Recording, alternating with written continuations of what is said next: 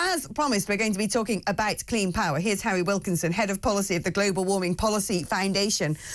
Harry, a lot of people today are saying that, wow, all of these sort of radical plans to totally decarbonise the grid by 2030, they might sound nice, they might sound good, but they're going to cost millions of pounds, they could cost scores of jobs, and even worse than that, if we don't get it right, it could cause blackouts. But you're here to tell me that that's not going to be the case. No, I mean, I am nervous, as many people are, about this plan. I think it's reckless. I think Ed Miliband is barking down the wrong alley with this approach.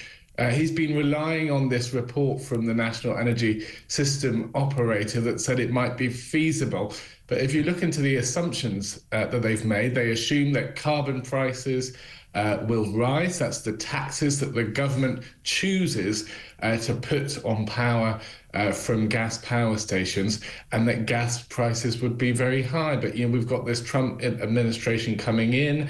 We can expect the fracking pumps to be turned up to the maximum. So it's although it is very hard to make predictions about the future of gas prices, it's clear from these numbers that Ed Miliband and his fellows at his department are making a lot of optimistic assumptions to try and fiddle the numbers to make this plan look sensible. Many people think it's just not going to be possible to be relying on renewables to this extent. Just in the last few days, for example, we've seen the combined output of all of our wind and solar generating facilities at less than 5% of our total energy needs. So this is not realistic. It will need an enormous amount of energy infrastructure, and, you know, far from actually bring people's bills down, as Ed Miliband promised, we'd have £300 off our bills.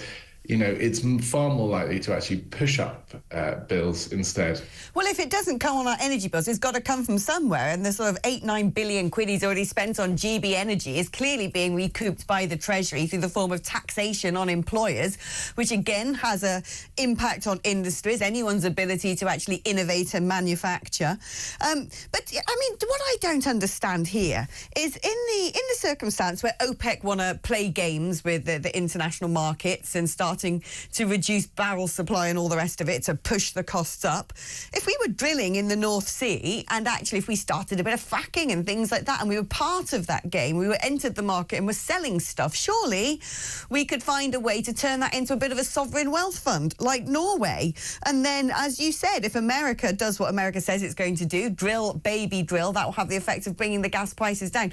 Either way, surely this argument that, oh, we don't want to be tied up to the whims of, petronations. Well, we could be a petronation. That's the bit I don't get. Well, you're completely right. I mean, Ed Miliband just ignores the fact that, you know, outside of the electricity sector, we still rely on fossil fuels for the vast majority of energy needs. If you look at primary energy demand across the board, so you think of things like transport, you know, the gas that heats people's homes in the winter, and you take that all into account, it's more like, you know, 3/4 of our energy is being supplied by fossil fuels. So it's absolutely vital that there is also a strategy to get fossil fuel prices down. And Ed Miliband doesn't seem to have a strategy to do that whatsoever. That means, as you say, we could be doing fracking here. It's not just America now. Argentina are trying this out as well, and they're having massive success at producing far more natural gas there in Argentina. So actually, this is something we could be exploring.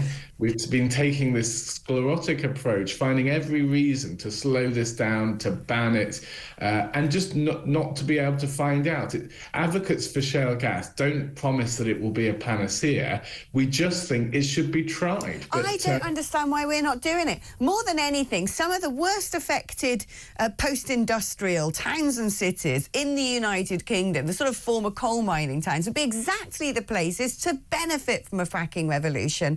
They'd be creating a lot of jobs in that sector. We could start potentially exporting it, which gives us diplomatic leverage over other countries. I mean, thank goodness for our mates in Qatar, because they're the ones who send us a load of LNG every winter so we can keep the lights on. But I don't understand why it couldn't be us doing the same to help out our mates.